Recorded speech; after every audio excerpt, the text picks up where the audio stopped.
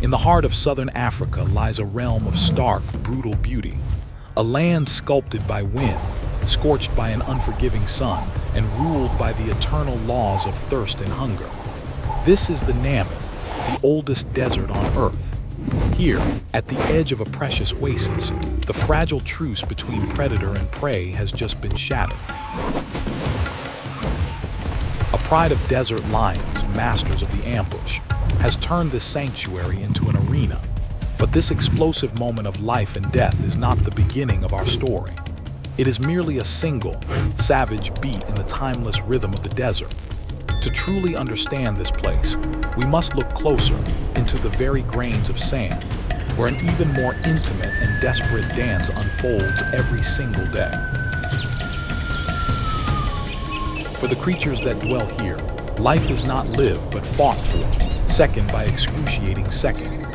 In this immense ocean of sand, where colossal dunes shift inside with the relentless wind, a desperate battle for survival is a constant reality. Observe the shovel-snouted lizard.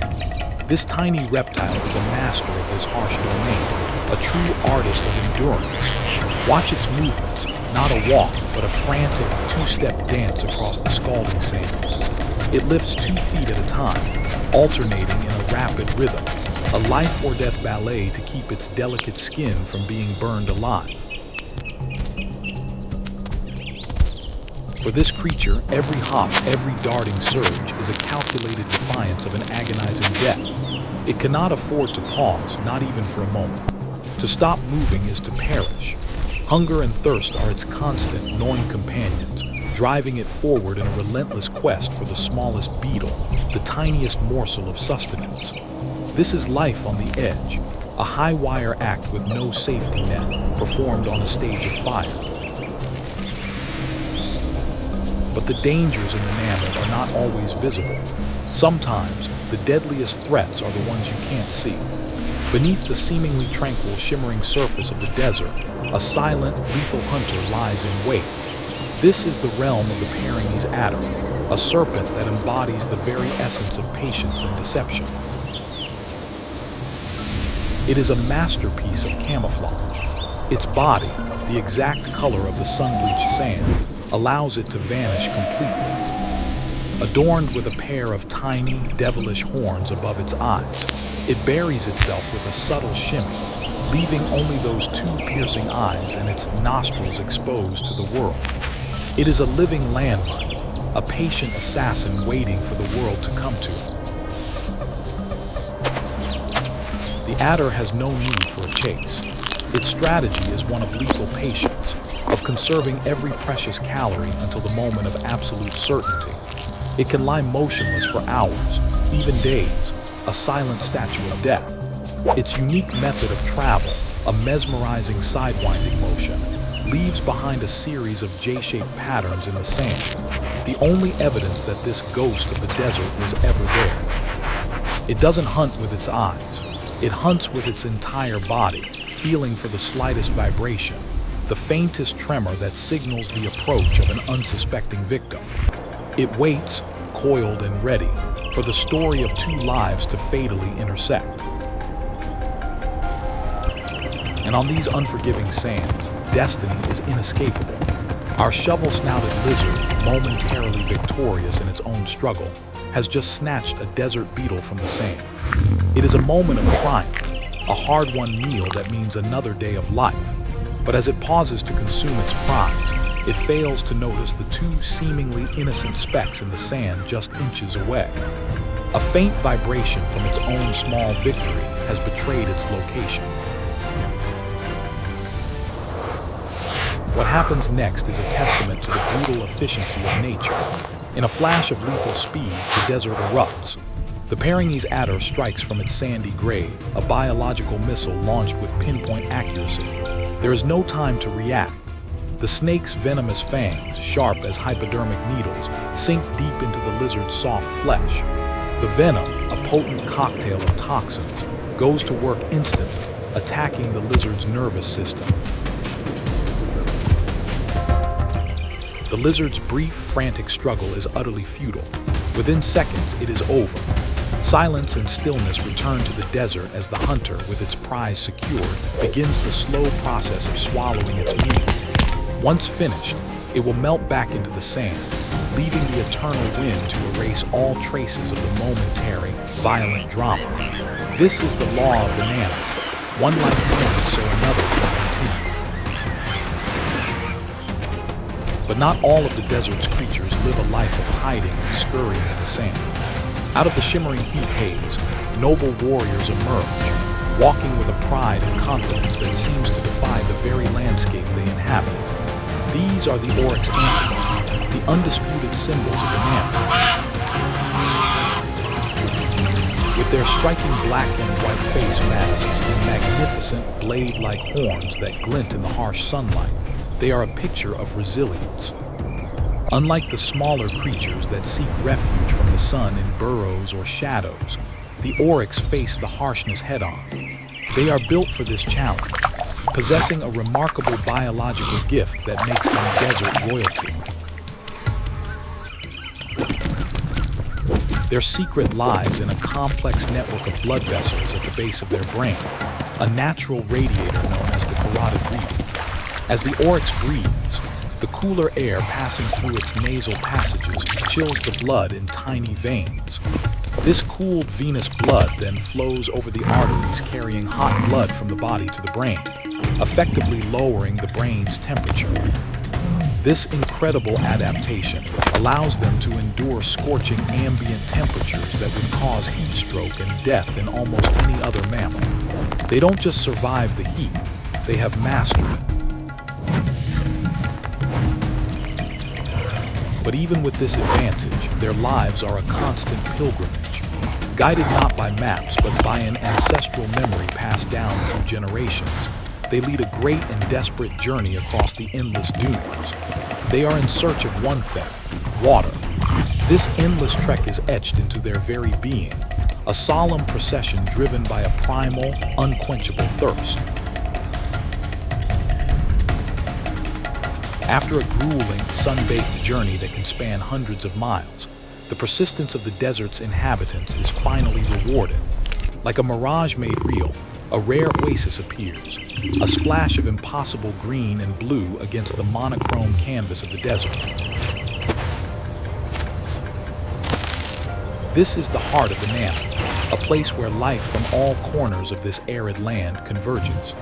Herds of Burchell's zebras, their stripes a dizzying spectacle, come to drink alongside nimble springboks. Flocks of vibrant flamingos stalk the shallows, their pink plumage a shocking burst of color. It is a vibrant, chaotic, and beautiful tableau of survival. Yet even in this sanctuary of life, the fundamental rules of the desert are never suspended. The fight for dominance is ever present. As the weary Oryx finally quench their profound thirst, a tension builds within the herd. Two powerful males, their muscles rippling, square up to each other. Their challenge is not born of malice, but of instinct. A fierce clash erupts, their long, lethal horns locking with a sharp crack that echoes across the water. It is a spectacular display of strength and ritual, a dance of power to establish rank and secure mating rights. This dramatic duel is a stark reminder that even here, at the very source of life, the battle for supremacy and the right to pass on one's genes continues unabated. While this drama unfolds in the open, silent observers watch from the periphery. A pride of desert lions, their tawny coats blending perfectly with the red earth and dry grasses, lies hidden. They are ghosts of the sun, patient and nearly invisible. They have been here for hours, their bodies tense with a coiled anticipation, their golden eyes fixed on the life-giving water's edge. They are not merely watching, they are calculating, studying the herds, searching for a sign of weakness. Their focus has narrowed, and they have singled out their prey from among the hundreds of drinking animals. With a silent signal, a ripple of intent passes through the pride. The moment has come. With an explosion of power that shatters the afternoon peace, they launch their attack. The sanctuary is instantly transformed into a maelstrom of sand, sound, and fury. Panic erupts as zebras and springboks scatter in every direction. The lions, working with a terrifyingly coordinated strategy, surge forward, their powerful legs eating up the ground. The chase is a desperate, life-sustaining sprint for both hunter and hunted. The cycle of survival in the Namib turns once more, as the lions, with a final, breathtaking burst of speed, claim their prize. Following the chaos of the hunt, a new challenge immediately presents itself. The victorious lions must contend with the relentless, oppressive heat, which now threatens to spoil their hard-won meal. In this land of extreme scarcity, every morsel of protein is precious beyond measure. There is no time for leisurely feasting. The pride must consume its kill quickly, before the sun turns the meat rancid and flies lay their eggs. The focus shifts from the raw power of the hunt to the future of the pride. The lionesses, having eaten their fill, will carry sustenance back to their hidden cubs, who are waiting anxiously in a secluded den. The survival of the pride depends not just on the strength of the hunters, but on this profound solidarity. It is this cooperation that ensures the next generation of desert warriors will grow strong enough to endure the immense harshness of their world. As we move away from the dunes and oases, we enter an ancient, rock-strewn landscape that feels like the very bones of the earth. Here, a new and altogether more immense procession begins. A herd of African elephants, their gray, wrinkled hides covered in fine red dust, moves like a family of living boulders across the arid plains. They are led by a wise old matriarch, a walking library of survival knowledge. She is the keeper of memories, the holder of the invisible map that guides her family along ancient pathways to water sources she remembers from decades past. Her long life has taught her the secrets of this land, where to dig for water in a dry riverbed, which routes to take to avoid the deepest sand. The entire herd, from the youngest calf to the powerful bulls, places their trust in her wisdom. Following in her enormous footsteps, they move with a silent, steadfast resolve, their journey a testament to unimaginable endurance in a land that seems to offer no support for such colossal life. As the dry season tightens its grip, the landscape cracks and the last vestiges of green disappear. A new tension, primal and powerful, arises within the elephant herd. It is the time of mating. Adult males, driven by a powerful hormonal surge known as must, become more aggressive and unpredictable. This is a period of hypertestosterone that turns them into single-minded competitors. We witness two massive bulls confronting each other. This is not a battle to the death, but a highly ritualized test of strength and will. They stand forehead to forehead, their magnificent ivory tusks intertwined. With colossal force, they push, straining every muscle, each trying to overpower the other. It is a contest of pure power, a pushing match between titans, until one, acknowledging the superior strength of his rival, yields and backs away. The victor has earned the right to approach a receptive female, to ensure that the herd's lineage, forged in the crucible of this desert, will continue. Yet the desert gives life with one hand and takes it away with the other. In the depths of the suffocating dry season, a miracle occurs. A calf is born into a world of cracked earth and scorching, 40 degrees Celsius heat. Utterly dependent on its mother for nourishment and protection, the newborn struggles to find its footing. It must be able to walk within hours, to keep up as the herd undertakes its long daily treks in search of dwindling water sources. But the mother, weakened by the drought, finds her milk beginning to fail. The calf's strength wanes under the oppressive, relentless sun. Ultimately, the harsh, unforgiving reality of the desert proves to be too much. The young life, so full of promise, succumbs to the elements. Its passing is a quiet, poignant tragedy, a heartbreaking reminder that in this place, survival is a fragile and often fleeting privilege. But even in the depths of despair, hope endures. After weeks of unrelenting drought, a change comes to the horizon. A single dark cloud appears, a welcome stain on the bleached blue canvas of the sky. It carries with it the scent of moisture, a smell so potent that the elephants can detect it from miles away. And then it happens. The first rains begin to fall. It is not a violent deluge, but a gentle, life-giving blessing upon the parched earth. Every single drop is instantly absorbed by the thirsty ground. Life, which has been dormant and waiting, begins to stir. For the elephants, and for all the desert's creatures, this rain signals a profound turning point, the end of a long period of suffering and the glorious beginning of renewal. With the arrival of the rains, a miraculous transformation takes place. The grasslands, once brown and brittle, flush with a vibrant green. Life returns, and a new protagonist emerges onto the stage of renewed abundance. This is the sable antelope, arguably one of Africa's most impressive and majestic species. The adult males, with their glossy black coats, pure white underbellies, and magnificent, scimitar-like horns that curve backward in a dramatic arc, are a sight to behold. In this time of plenty, they engage in their own contests of dominance. These battles are brief, ceremonial, and decisive. They are less about bloodshed and more about presence and poise, showcasing their power to establish rank and earn the right to mate, ensuring that only the strongest will pass on their genes.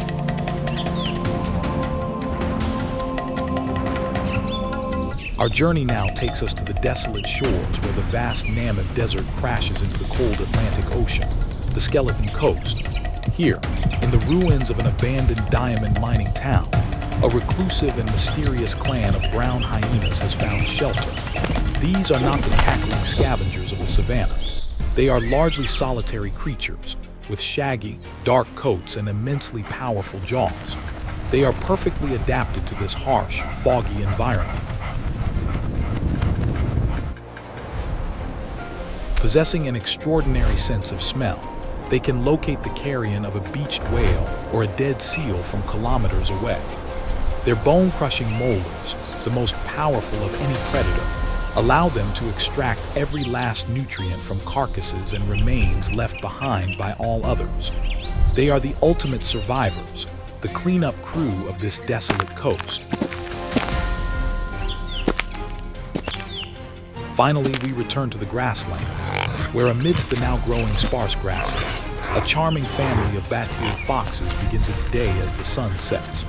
These small, agile carnivores are not hunters of large prey. Their world is one of sound and insects. Their most striking feature is their enormous ears, which act like personal radar dishes. They turn their heads, listening intently for the faint, subterranean sounds of termites and harvester ants moving just below the surface. Once a target is located, they dig with frantic, pinpoint precision. But these remarkable ears serve a dual purpose. They are also a vital cooling system, filled with a dense network of blood vessels that radiate excess heat away from their bodies, allowing them to survive and thrive in the extreme temperatures of the Namib. They are a testament to the fact that in this desert, survival is not always about brute strength, but about clever, unique specialization. From the frantic dance of a tiny lizard to the epic march of an elephant herd, from the patient ambush of an adder to the explosive power of a lion, we have witnessed the raw, unfiltered story of life in the Namib. It is a story written in the sand, a cycle of struggle, triumph, and tragedy. Each creature, in its own extraordinary way, has shown us what it takes to endure in a world of extremes.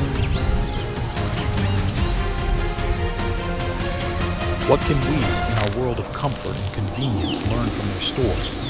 We learn that resilience is not just about strength, but about adaptation. The Oryx doesn't fight the sun. It has evolved a way to live with it. We learned that patience can be a predator's greatest weapon, just as it was for the Peringuey's adder. The lions and elephants teach us about the profound power of community and family, that in the harshest of times, survival depends on solidarity and shared wisdom. And the story of the lost elephant calf reminds us, poignantly, that life is fragile and precious, and that there are forces far greater than ourselves. Perhaps the greatest lesson from the desert is the lesson of hope. Even after the longest, most brutal drought, the rains eventually come. Life returns. The cycle begins anew.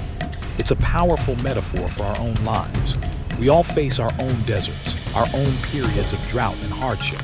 But the story of the Namib teaches us that endurance, innovation, and a belief in the future can see us through to the renewal that always lies on the horizon. So I have a question for you all. Which animal's survival strategy resonated with you the most? Was it the patient adder, the resilient oryx, or the cooperative lions? Let me know your thoughts in the comments below. What lessons from the wild do you apply in your own life?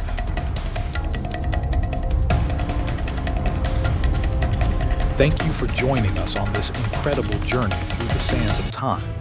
We wish you all good health and a life filled with resilience and hope. And if you were moved by this story and want to explore more of the untamed wonders of our planet, don't forget to hit that subscribe button and join our community of nature lovers. We'll see you on the next adventure.